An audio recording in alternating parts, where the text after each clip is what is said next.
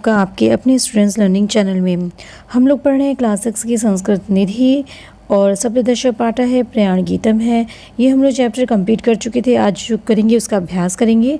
तो चलिए शब्दार्थ से शुरू करते हैं। अब इसका अभ्यास देखिए। गुल्म, गुल्म का इसको थोड़ा सा बड़ा कर लिया जाए। गुल्म, गुल्म का अर्थ मतलब होता है गुल्म का मतलब होता है सैनिक, ठीक है, सैनिक दल। गुल्म का मतलब होता है दल और सैन्य दल हो गया आप मतलब गुल्म सैनिका हो गया सैनिक दल। विजेत्री, विजेता, विजेत्री मीन्स होता है विजेता। मोद मतलब होता है प्रसन्नता, आनंद। त्रिवर्णिकः, तीन वर्णों वाला तिरंगा, त्रिवर्णिक तीन रंगों वाला तिरंगा। अदम्य, अदम्य जिसका दमन न किया जा सके, अदम्य। अत्यंत, अदम्य होता है अत्यंत जिसका दमन न किया जा सके। साहसान्वितः, साहस युक्त अर्थात साहसी। साहसान्वित, साहस युक्त अर्थात साहसी। और इसमें बहुत ही अच्छे अच्छे शब्दों का प्रयोग किया गया है। देखिए रोधने, रोकने में। आप इसमें विभक्तियाँ भी देखते हुए चलिए कि देखिए इसमें विभक्ति रोधने ट्रिक का भी ध्यान में रखिए कि एक ही मात्रा लगी अर्थात सप्तमी विभक्ति एक वचन अधिकरण कारक है और जिसमें चिन्ह होता है में पर, तो रोकने में।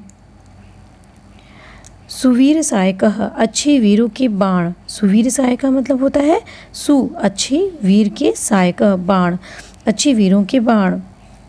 प्रताप वीरता, राणा प्रताप की वीरता। स्वतंत्रता सुवर्ण जन वर्ण मोद वर्धकः, तो देखिए क्या है स्वतंत्रता, स्वतंत्रता रूपी स्वर्ण से उत्पन्न स्वर्णिम आनंद को बढ़ाने वाला। वर्धक है तो अर्थात बढ़ाने वाला। मोद मतलब आनंद प्रसन्नता, आप पहले ही देख चुके हैं।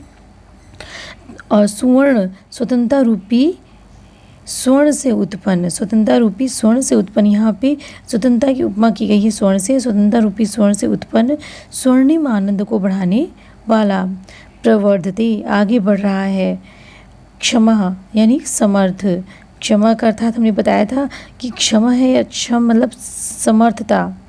क्षम का मतलब क्या होता है समर्थता। तो यहाँ पे क्षमा से तात्पर्य नहीं है, माफ़ी से तात्पर्य नहीं है, यहाँ पे समर्थता से तात्पर्य है, ठीक है। और आगे देखिए इसका क्या है अन्वय। आप इसका अन्वय भी देखते हुए चलिए। जब आप इसका अनुवाद करते हैं ना तो अनुवाद और भी अच्छे से तब हो पाएगा जब आप इसका अन्वय देखेंगे। अन्वय देखते हुए इसका अनुवाद किया करिए। जयतु कामना युतः विजेत्र गीत गायकः किशोर गुल्म सैनिकः वद पदम पदम प्रवर्धते, अर्थात जयतु जीतने की कामना से युक्त विजेता के गीत, विजेता का गीत गायक, विजेता का गीत गाने वाले किशोरी यानी कि जवान सैनिकों के दल पद पद आगे बढ़ाते हैं, पद पर आगे बढ़ा रहे हैं, अपने पग पग को आगे बढ़ा रहे हैं। स्वतंत्रता प्रवर्तक, स्वतंत्रता प्रवर्तक मतलब स्वतंत्रता के प्रवर्तक हैं जो स्वतंत्रता को लाने वाले जो हैं वो स्वतंत्र और स्वतंत्र देश के रक्षक हैं। स्वतंत्रता सुवर्ण जनवर्ण मोद वर्धक, और कह रहे हैं कि स्वतंत्रता रूपी स्वर्ण से उत्पन्न स्वर्णिम आनंद को बढ़ाने वाले जो हैं वो पद पद को अपनी क्या कर रहे हैं, अपनी पग पग को आगे बढ़ा रहे हैं। कौन बढ़ा रहे हैं? किशोर गुल्म सैनिक, उन्हीं के अंदर ये भाव जागृत हो रहा है। अशोक चक्र शोभितः त्रिवर्णिक ध्वजः यस्य करे प्रताप वीरता यस्य हृदय। देखिए यस लगा देने से क्या हो जा रहा है, आपका अनुवाद परफेक्ट हो जाएगा, ठीक, आपका अनुवाद आप अच्छे से कर पाएंगे। इसी को कहते हैं हम अन्वय, जो हम सरलता से अनुवाद कर सकें। यस्य हृदय अदम्य साहसान्वितः सह पदम पदम प्रवर्धते। अशोक चक्र से शोभित तीन त्रिवर्णिक ध्वज, ठीक, तीन वर्णिक ध्वज जिसके हाथों में है, ऐसे प्रताप वीरता, प्रताप राणा प्रताप की वीरता जिसके हृदय में है, ऐसे अदम्य साहस से युक्त वह पद पद को आगे बढ़ा रहे हैं। और देखिए चौथा क्या है, समुद्र पर्वतादिका, समुद्र और पर्वत आदि जिसके मार्ग को रोकने में सक्षम नहीं है। और जो वीरों के बाण से, जो अच्छे वीरों के बाण से युक्त है, ऐसे समस्त शत्रुओं का नाश करने वाले वह पद पद को आगे बढ़ा रहे हैं।